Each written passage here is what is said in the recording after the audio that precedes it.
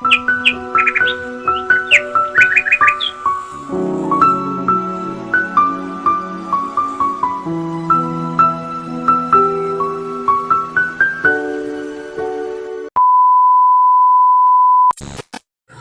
Friends, good morning. কেমন আছো সবাই? আশা করি সবাই খুব ভালো আছো, সুস্থ আছো, আর আমিও খুব ভালো আছি।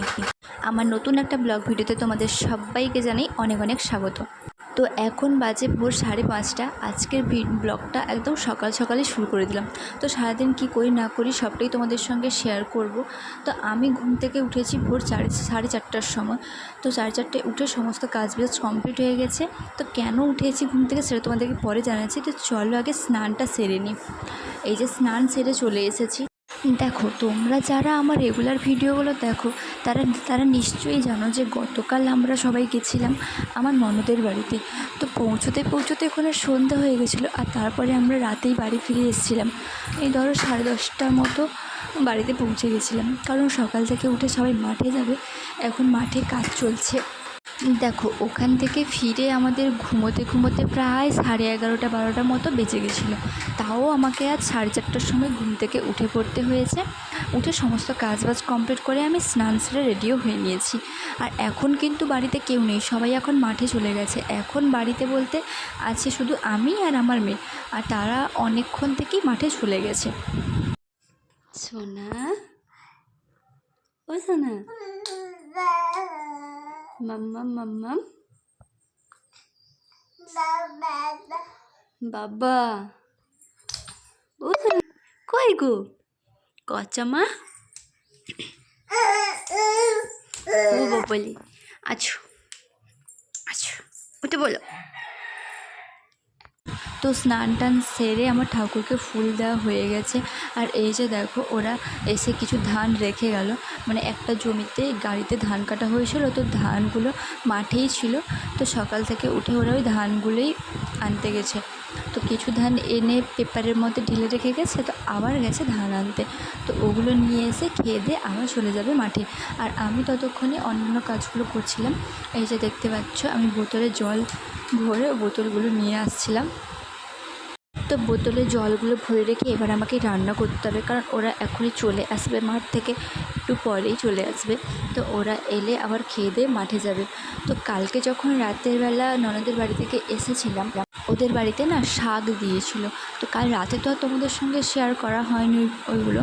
আসলে ওদের বাড়িতে অনেক শাক হয়েছে, শুশনি শাক বলো, কলমি শাক বলো, অনেক শাক হয়েছে।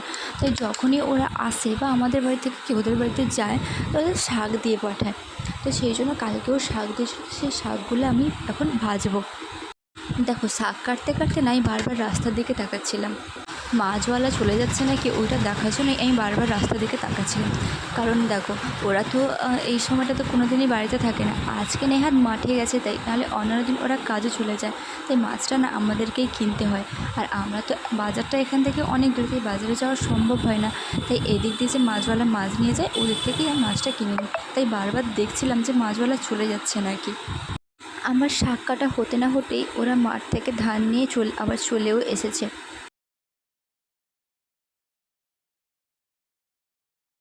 তো শাক ভাজার পর ওরা সবাই খেয়ে দিয়ে আবারও মাঠে চলে গেছে, আর আমিও এই সুযোগে খেয়ে নিয়েছি। তারপর মাছওয়ালা গেছিলো, তো মাছওয়ালার কাছ থেকে এই যে দেখো মাছ নিয়েছি, রুই মাছ নিয়েছি। তো মাছ নিয়ে কাটতে বসে গেছি। আর এখন বাড়িতে কেউই নেই, শুধু বাড়িতে বলবো না, কাকিমাদের বাড়িতে ও কেউ নেই এখন। বাড়িতে শুধুমাত্র আমি আর আমার মেয়ে আছি। একে তো ভীষণ গরম পড়েছে, এত গরমের মধ্যেও বাড়ির সমস্ত কাজ আমাকে একা হাতে করতে হয়, কেননা বাড়িতে সারাদিন কেউই থাকে না। সকাল হতে না হতেই সবাই মাঠে চলে যায়, আবার খাওয়ার টাইমে বাড়ি আসে, আবার খেয়ে দিয়ে স্নান টান সেরে আবার চলে যায় মাঠে। তো বাড়ি আসে একেবারে সন্ধ্যের সময়, কারণ এখন মাঠে কাজ চলছে, ধান কাটা হচ্ছে। তো কাদের কাদের বাড়িতে ধান চাষ হয়েছে অবশ্যই কমেন্ট করে জানিও। একে আমার মেয়ে এখন অনেক ছোট, অনেক মানে অনেকই ছোট। তো ওকে সামলে এত গরমের মধ্যেও একা হাতে সমস্ত কাজ করতে না, সত্যি কথা বলতে ভীষণ কষ্ট হয়। কিন্তু কী আর করা যাবে, করতে তো হবে সবটাই। মাঠে যতদিন কাজ চলছে ততদিন একটু কষ্ট হবে, তারপরে আপাতত শাশুড়িমা বাড়িতে থাকলে এতটা সমস্যা হয় না। শাশুড়িমা মেয়েকে রাখলে আমি কাজগুলো তাড়াতাড়ি করে সেরে নিই। তো যাই হোক, মাছ টাছ কেটে ভালো করে ধুয়ে পরিষ্কার করে নুন মাখিয়ে রেখে দিয়েছি, আর বাকি মাছটা ফ্রিজে রেখে দিয়ে এসেছি। তারপরেই চলে এসেছি দুপুরে রান্নার জন্য সবজি কাটতে। দেখো, এখন কিন্তু খুব বেশি টাইম হয়নি, এখন সবে মাত্র 9টা বাজে, সকাল 9টা বাজে। কিন্তু আমি এতক্ষণ থেকেই দুপুরে রান্নাটা করে নেব, কেননা আমাদের রান্নাঘরটা না টিনের, তাই ভীষণ গরম হয়। আর ছোটো মেয়ে, ওকে ওখানে ও গরম একদমই সহ্য করতে পারে না। আমি তো আর একা একা রান্না করলে ওকে তো অন্য জায়গায় ছেড়ে দিয়ে আসতে পারবো না, আর ওকে এখন রাখার মতো কেউ নেই।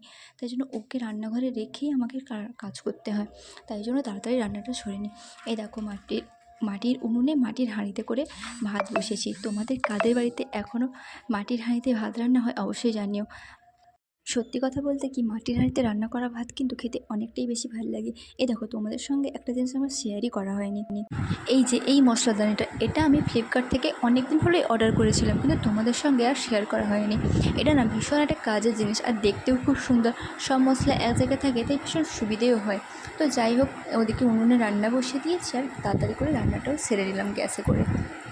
দুপুরে খাওয়া দাওয়ার পরে না একটু ঘুমিয়ে পড়েছিলাম, আর ঘুম থেকে উঠে যা সমস্ত টুকিটাকি কাজগুলো ছিল ওই কাজগুলো সেরে আমি স্নান করে এসেছিলাম, কারণ ওই কাজগুলো করতে করতে ঘামে একেবারে ভিজে গেছিলাম। তাই স্নানটাও সেরে নিলাম। আর এখানে আমি কী দেখাচ্ছিলাম বলো তো, আমার একটা কানের দুল না ভেঙে গেছে, কখন কেউ ভেঙে গেছে আমি জানি না, তাই সেটাই দেখাচ্ছিলাম।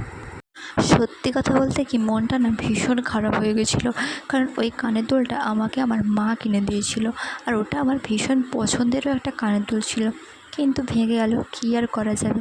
যাই হোক, তারপর চলে এসেছিলাম ঘর ঝাড় দিতে।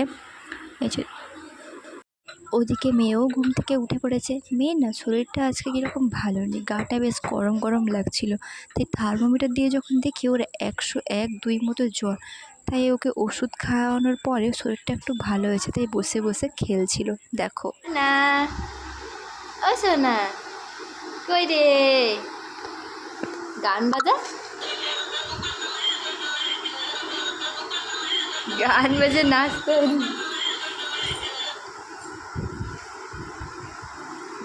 ওষুধ খাওয়ার পরে মেয়ের জ্বরটা মোটামুটি একটু কমেছে, তাই ও বসে খেলছে, বেবি ওয়াকার নিয়ে বসে আছে। আর আমি চলে এসেছি শরবত বানাতে।